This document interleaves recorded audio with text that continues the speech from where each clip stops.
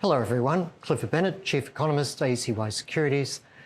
Exciting times in markets. We saw that long-awaited US jobs data out in the US on Friday night, and as I suggested, it really is a meaningless piece of data because jobs data lags the real economy by 12 to 18 months in any case, and we're in this post-COVID period where employment disruption is so unpredictable that it's not really relevant. Nevertheless, everyone in the markets wanted to think that it was the be-all, end-all number, and then it came in quite a firm and good number, actually. I thought it could be a little disappointing, but it was firm and good, and the market still weakened.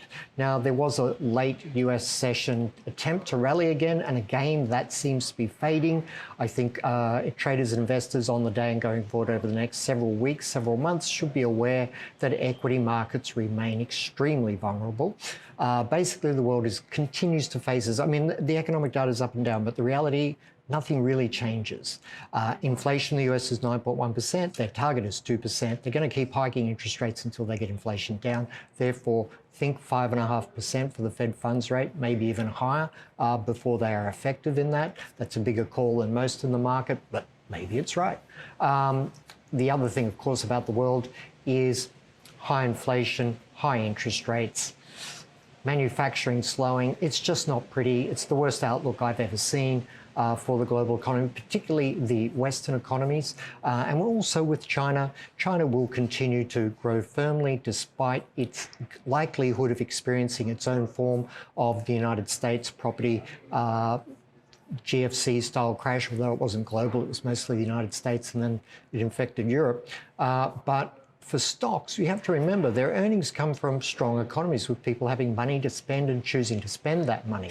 The choice to spend that money is going to diminish rapidly over coming months, as we've already seen consumer sentiment crashing. And as I've said before, the University of Michigan Sentiment Index is at all-time lows, and that's been recorded since 1950. So it's a very ugly outlook there indeed for the consumer sentiment. Businesses, particularly in Europe, are becoming more and more cautious. I don't see a lot of spending going forward.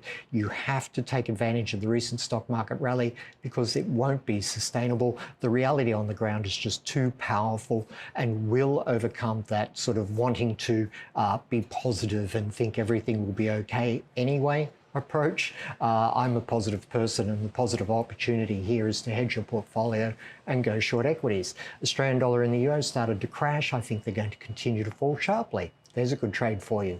Thank you very much. I hope your day and week goes very well. Clifford Bennett, Chief Economist, ACY Securities.